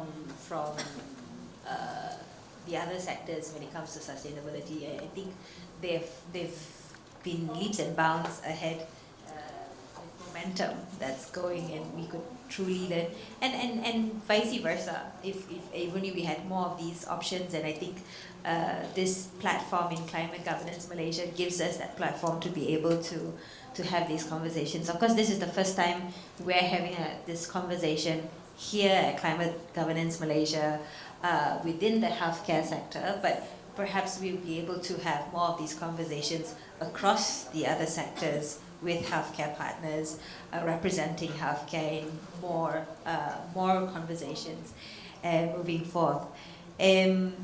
On that note, Saravanan was one of the speakers in some of the other sessions recently, right? And talking about unique positions, I understand, Saravanan, that you have a very unique position leading not just sustainability, but sustainability and risk.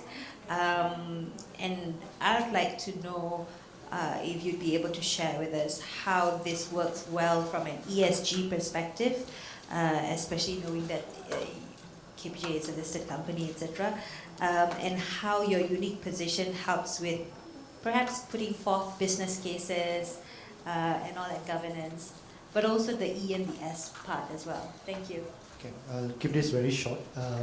Three things. So when you talk about ESG, right, environmental social governance, the problem is every time we talk about sustainability, it's very environmental centric. People always talk about climate only. They often neglect the social and governance part. So when you talk about the environmental part, the way we approach it from a risk perspective is this. When you talk about rooftop solar, right, the question is not so much about how green should hospitals turn by putting rooftop solars. The question is, what would be the financial risk if I don't do this? So the narration changes. So that's from an environmental perspective. When you go to the social perspective, it's all about our patients. And here is where healthcare is different from other industries. I always tell this, because when you talk about ESG, the social part comes to what? CSR activities, zero LTIs, how you take care of your workforce. But in healthcare, it's unique, because on top of all this, it's also about our customers, so our patients at the end of the day. So the social part, the key area that we look at would be clinical governance. How do we manage our risk in ensuring the highest quality in patient delivery? Now, when it comes to governance, it becomes more interesting, because not only are we looking at sustainable procurement, for example, we are also looking at disclosure, because as a listed organization, we need to meet Bursa requirements in how we manage or disclose our ESG data. But more importantly, I think all those macro developments, especially the geopolitical tensions in the Middle East, for example, also makes us look at how we are managing the risk as a healthcare administrator. Because of our pharmaceutical business, for example, how do we ensure that the medical supplies, there would be sufficient stock at our hospitals? So all these ESG areas would be integrated and combined. That helps us in managing our risk across our hospital groups.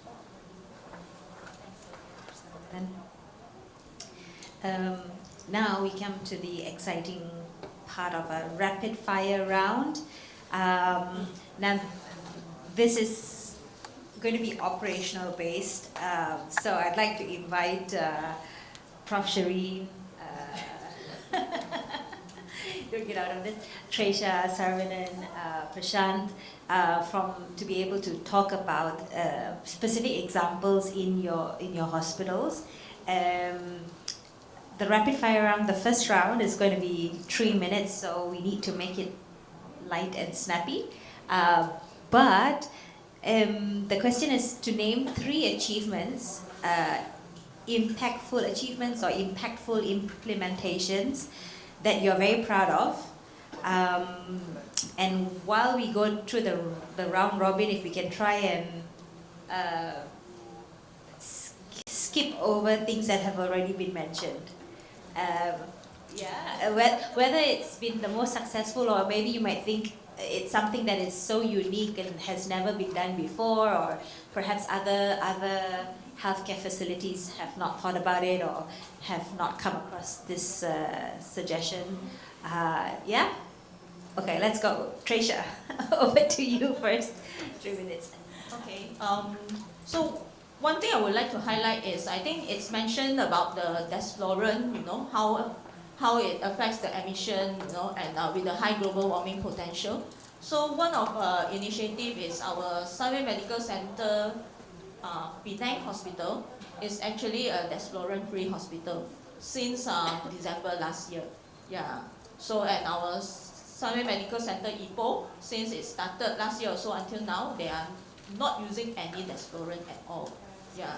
So it's actually one of the initiatives that we do to reduce our emission, because this is in our scope 1 emission. Yeah. So the other thing is also on food waste. It was mentioned also, we can actually see a lot of food waste bringing back to our kitchen, and we have 1,000 over beds and serving 5 meals a day. So we actually look at the planning of the meals, what is suitable for what type of patients and their diets with the dietitian, and we also look into optimizing the ingredients. So for example, like the bread crust of the sandwiches, we use it as croutons, and then vegetables cut off and trimmings used for stock or soup, and we also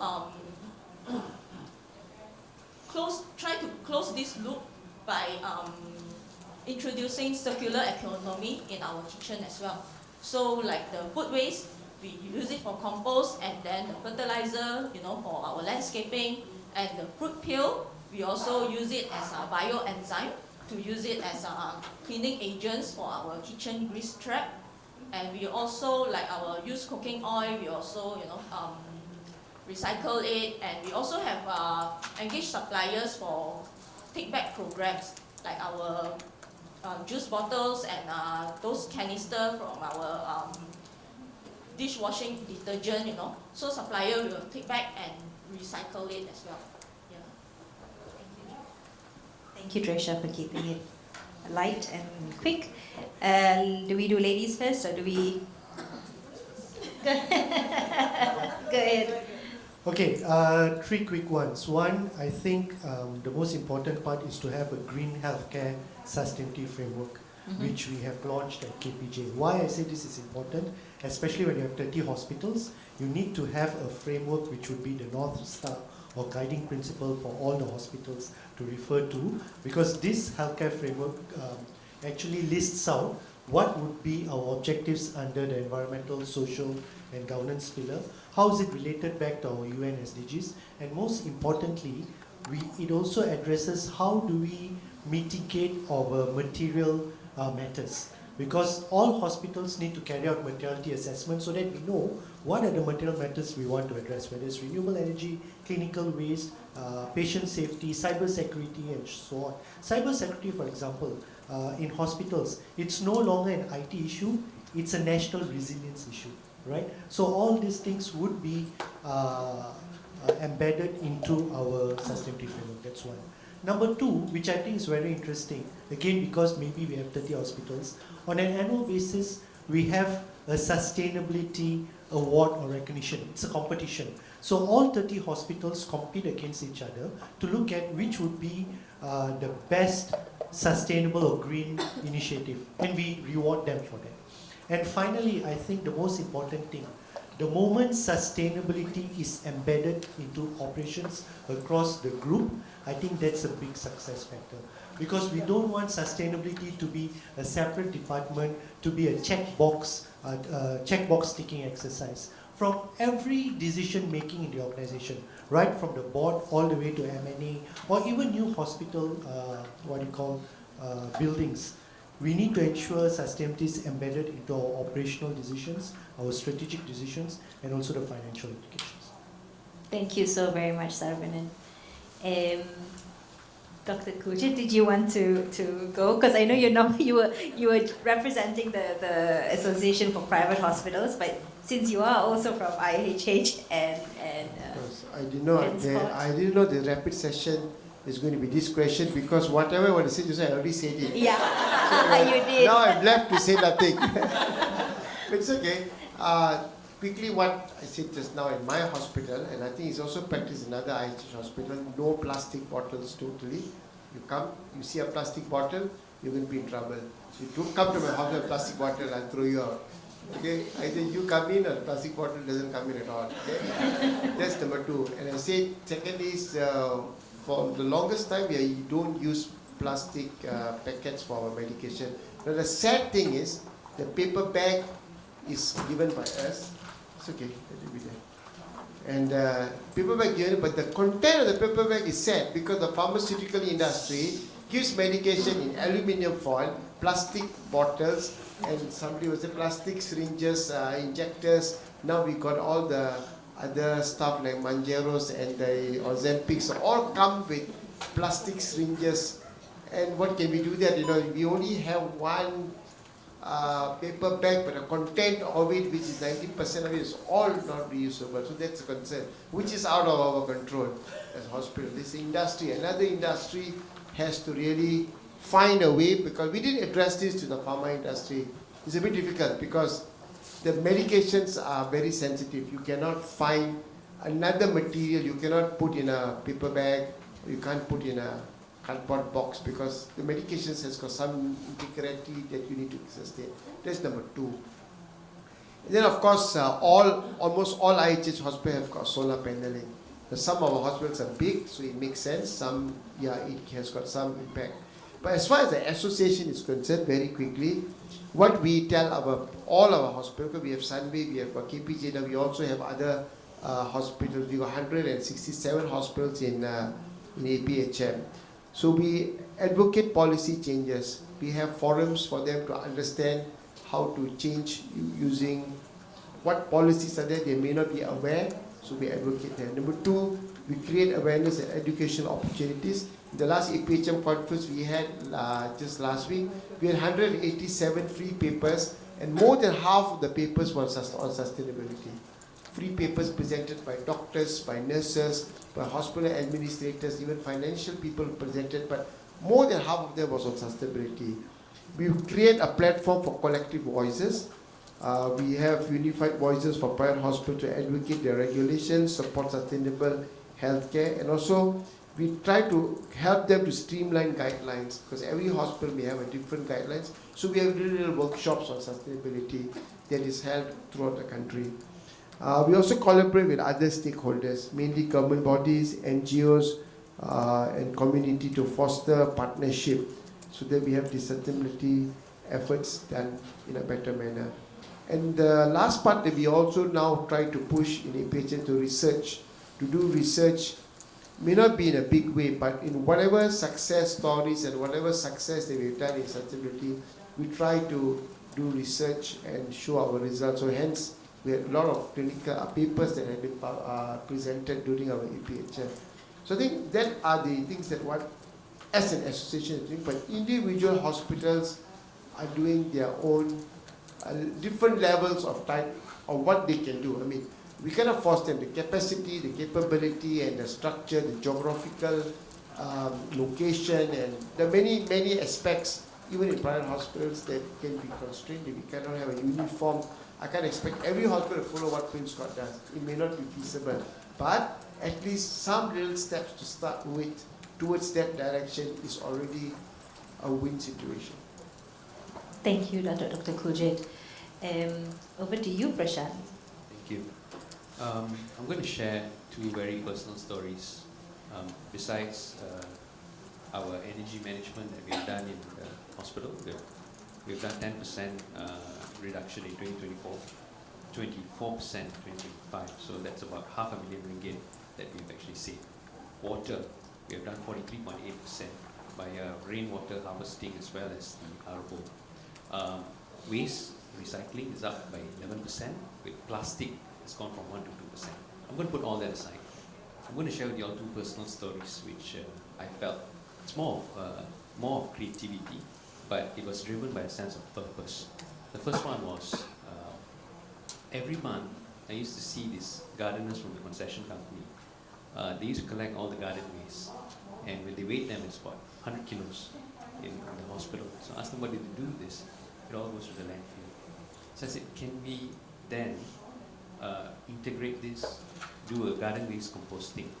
Lo and behold, just a little bit of investment, over 5,000 ringgit. Now we have our own garden waste composting, which we then give as a souvenir. These fertilizers are now given as souvenir. In fact, when the ministers came, we actually gave them that as a souvenir, as opposed to, pewter and so on and so forth, right? So this then becomes an in-house, circular souvenir, which is from the core and the essence of the hospital, which is entirely circular in nature. That's number one. And 1 ton of garden waste last year, 1 ton, has been turned into fertilizer. I don't remember the exact weight, but everybody, from the patients, the visitors, the ministers, and all our friends who come, they all get a share. When you guys come to visit, I'll give you, right? The second question, very close to my heart. When I took over director, we are 1,100 strong in terms of human resource. Over 33 schemes, doctors, nurses, allied health, so on and so forth. We also have cleaners from the concession company, as well as security guards who reside in the premise, right, taking care and working in that collective segment. During Raya, or a month before Raya, one of my staff came and actually told me that this so-and-so security guard cleaners, they have issues because they have family members, they want to celebrate, but they do not have money to buy Raya clothes. Now, I'm going to ask the floor, and all of you included, if you were to go into your wardrobe today, what's the percentage of clothes that you have not worn in the last 1 year? Can I put it at 50%? Can I see a show of hands? 50%?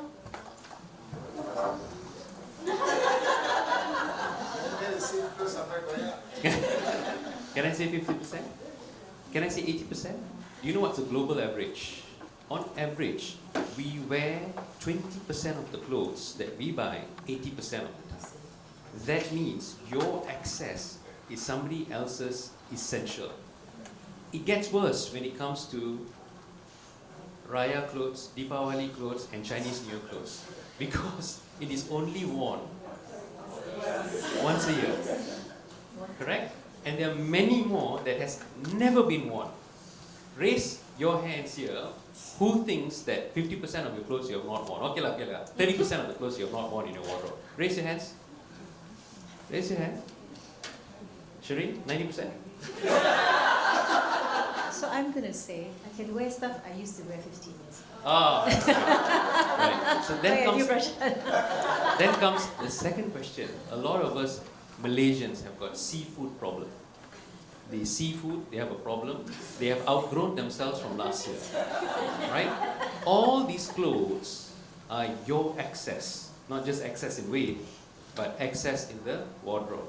They are somebody else's essential, right? So in your organization, all of us run organizations. They are big organizations. There are many people who do not have access to that, your access. So we created this Access to Essential program whereby we collected close to 400 kilos of clothes that were not worn or hardly worn in very good condition that is readily available to be recirculated for use during Raya or during Chinese New Year to the general public within that 11 acres of space that we work at. That is just one organization. Why am I sharing this with you? That 300 kilos is equivalent to 1.13 tons of carbon dioxide equivalent emission. And all of us are contributors to that. So my take on what we did in the organization, because we're talking about compliance, we're talking about meeting this target, that target, we're just being a compliant, friendly organization. I now have to move it to a core duty. Sustainability and planetary health is about what goes in your mouth, what clothes you choose to wear, what kind of transport you choose to take on your way here. Wearing a batik on a Thursday is not more fashionable. It is climate friendly, right? So these are the things that we have to share as a core duty of every single one of us in this hall today, because again, we don't have a plan B because we do not have a planet B. Thank you. Thank you, Prashant. Over to you, Prof. Can I just quickly answer Datuk Kuljit? That's why we have an insulin pen returns program, because we recognize that high-grade plastic really should not be thrown away. We're going to incorporate Mounjaro, Ozempic, biologics, etc. as much as we can in the future. And Prashant, pre-loved, very proud, given to me by friends, I'm still wearing it. Okay. My three things are: number one, I'm actually really happy that we have an Office for Sustainability in Healthcare with full-time staff. We have a medical officer, I think headed it, Malaysia, full-time staff, medical officer, 2 research officers, a nursing sister, and an admin assistant. And I think whenever I talk about that, even my colleagues in Singapore say, wow, which means we're doing something good, right? Because it's actually full-time staff, completely dedicated to doing this work, is number one. Number two is also a bit of a story. So the other day I was sitting on my operating theatre subcommittee where we review new services, new purchases, etc. And the anesthesia department was asking for a bunch of new single-use laryngoscopes. And they were discussing the pros and cons, safety issues, etc., cost. And then suddenly the anaesthetist turns to me and said, hey, single-use, not so sustainable. How do I deal with that? And I thought this is the first time anyone has asked me that since we started our initiatives, and I thought that is such a great breakthrough, because the question was not asked by me, it was asked by the person trying to initiate. So it's a culture shift, a mental shift, which I'm really happy about. Third thing is that I talked about just now how we train medical students. I'm actually program director for our Paediatric surgical training program, so we release new pediatric surgeons into the system. And one of the things I realized was Malaysians, they only care when they get an exam question. Okay? So I said, how do I make them care about sustainability? I'm going to start putting that in an exam paper. And I did. The first year I put it in, Goya, cannot answer anything. Okay? So last year, I allocated 10 marks out of 100 marks. It's 10%. It's significant, 10 marks, cannot answer. This year, I upped the game. I made it more difficult. I say, up to them. Because they know I care about it. If I'm setting the exam paper, they're going to get a question, right? And I got Goya also because I made it more difficult. See whether they can answer or not. This year they answered beautifully. So to make them care, it has to be an exam.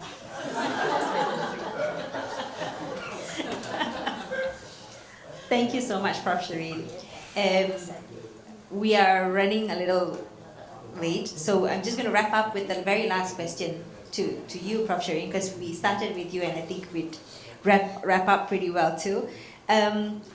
Collectively, as we sit here, from public health, from clinical, from operations, alongside with our partners from pharma, from health tech, some of which are in the room, and other partners, other industry players around in healthcare.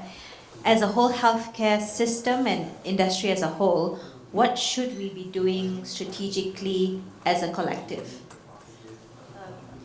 Healthcare is one of those industries which is special because everyone requires healthcare.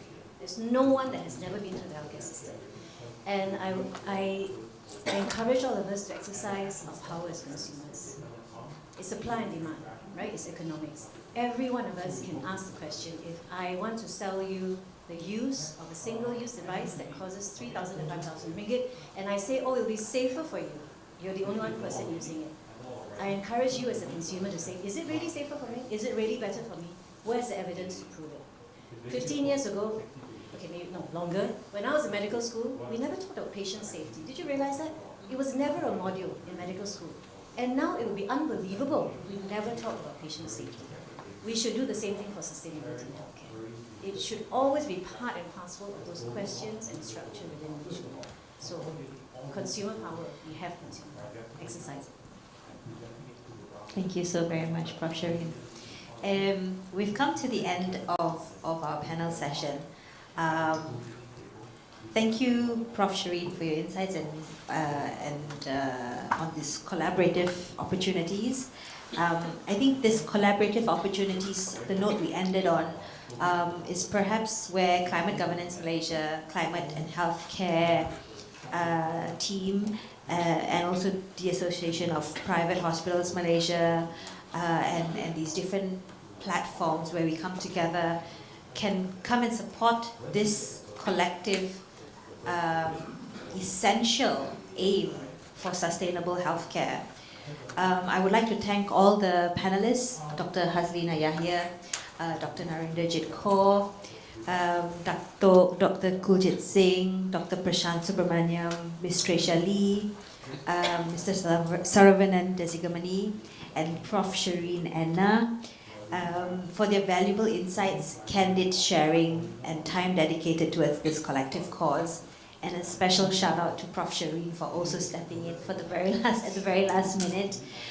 So thank you very, very much. Nicole and I, as co-leads of Climate and Health Vertical of Climate Governance Malaysia, and our team are really, really proud to put forth this very first event, our inaugural event, in collaboration with our partners from Universiti Malaya, UNU, United Nations University, APHM, and all the sustainability officers of the various hospitals, with collaboration with Ministry of Health, WHO, and Dr. Prashant from BM Hospital. This is, like I mentioned earlier, this is only a teaser. This is really just touching the surface, an introductory session to give you a bit of flavor. And that too, we haven't really extended to the entire, we've talked about the public health side, we've talked about the clinical side and the operations of hospital operations, but we haven't even talked about the other industry players, pharma, health tech, etc. So please join us as we plan to dive deeper with a webinar series for various audiences. There will be a webinar series, a public health series on climate and health in collaboration with the Global Consortium of Climate Change Health Educators of Western Pacific Region and the United Nations University Global Health, as well as webinar series dedicated to clinical staff separately, as well as hospital operational staff, and sessions for various healthcare industry stakeholders, as well as all other events too, to promote sustainable healthcare in Malaysia through many other events and opportunities in the pipeline. To get updates and notifications of these offerings, please scan this QR code that we are displaying up on the slides to register for our mailing list. We will keep this as our main way to connect with all of you with the updates and offerings. Should you be interested to promote sustainable healthcare in Malaysia through opportunities to collaborate or partner with us, please introduce yourselves to us and we can explore. Introducing our very first webinar series, our very first offering, the Public Health Series on Climate and Health in collaboration with the Global Consortium of Climate Change Health Educators, Western Pacific Region, as well as the United Nations University Global Health. I'll leave you with a video, with an introduction video.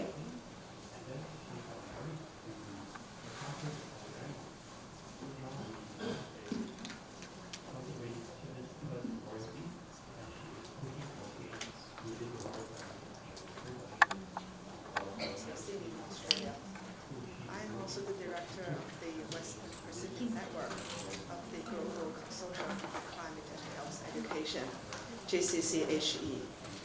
I am very delighted to introduce the GCCHE course on strengthening climate resilience and sustainability of health systems in the Western Pacific region. Climate change affects the health and well-being of communities across our region.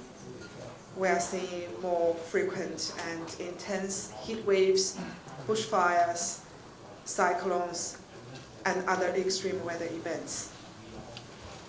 These climate-related hazards are increasing the risk of infectious diseases, non-communicable conditions, including mental health and injuries. They are also contributing to population displacement, food and water insecurity, and many other threats to the health and well-being of the communities across our region. These impacts are placing increasing pressure on our health systems. Health services need to be prepared to respond to climate-related emergencies while continuing to provide safe, accessible, equitable, and quality care. At the same time, the health sector itself contributes to greenhouse gas emissions, creating an opportunity and also a responsibility to reduce our environmental footprint while delivering more sustainable care. In response to these challenges, this course was co-developed with partners across the region. Throughout this 10-week online course, you will learn from leading experts and experienced practitioners from across the region. Together, we will not only address the problems, but also explore the solutions in practice and discuss cutting-edge issues such as health inequity, AI and digital health, communication, and leadership for climate and health governance. You will engage with real-world case studies, hear examples of successful initiatives from across the region, and learn practical approaches that you can hopefully adapt and apply in your own workplace and community. Whether you work in public health, clinical care, health service management, policy, research, or education, this course aims to provide you with the knowledge, tools, and confidence to contribute to climate and health action within your organization. By the end of the course, you will have a deeper understanding of how to build climate resilient and environmental sustainable health systems. And you will be better equipped to support evidence-informed climate and health action in your own setting. The course is completely free of charge. The 10 online Zoom sessions are scheduled every Thursday from 2 to 3:30 Sydney time from August to October. Our first session will kick off on the 20th of August. Participants who successfully complete the course requirements will receive a certificate of completion. So to learn more about the course and register, simply scan the QR code on your screen. We would be very delighted to welcome you to the course and look forward to learning with you as we work together to build more climate resilient and sustainable health systems across the Western Pacific region. Thank you. So those of you who are interested, please join us. This series, this is the first of the many series. This series is for those interested in public health and climate health, climate change and health. This series, in partnership with GCCHE as well as the UNU,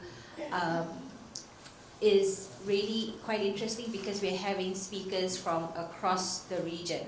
And it's really nice to be able to learn and hear of examples and case studies from across the region. And following that, we'll also be having a series specifically dedicated to the clinical aspects of healthcare as well as the operation side in terms of sustainable healthcare. So those interested can sign up. Please make sure to sign up on our newsletter, and we'll be able to reach out to you when those happen. Thanks. Over to you, Nicole. Okay, everybody. So I just like to end by giving a little remark of how all this started.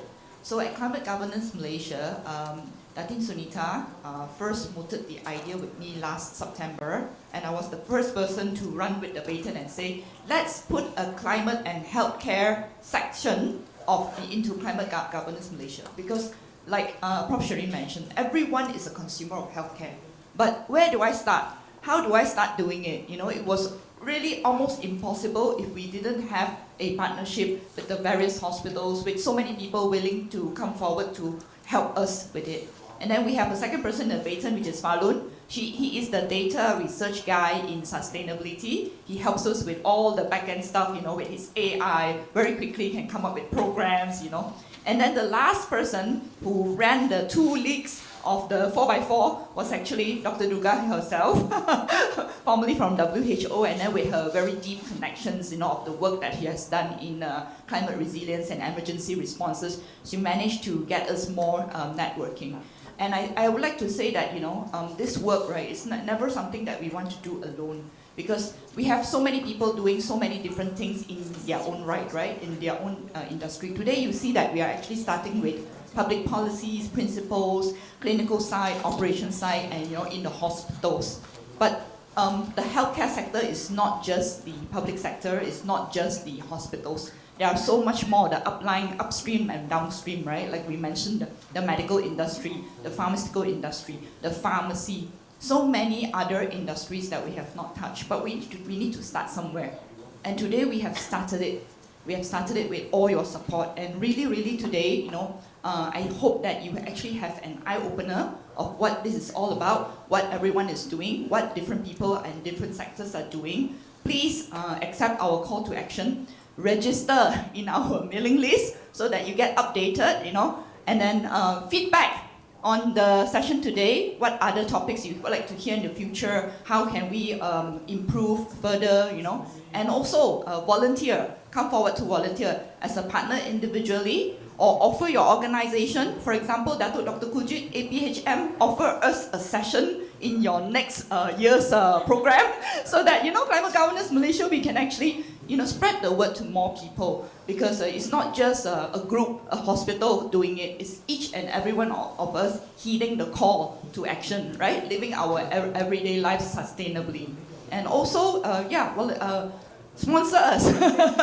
We always lack of funds and resources to run this. So yes, please, these are all the call to action. Please, and also make a pledge. Make a pledge. What are you doing individually yourself, in your family, or how you spread the word to your colleagues, to your friends, to join us.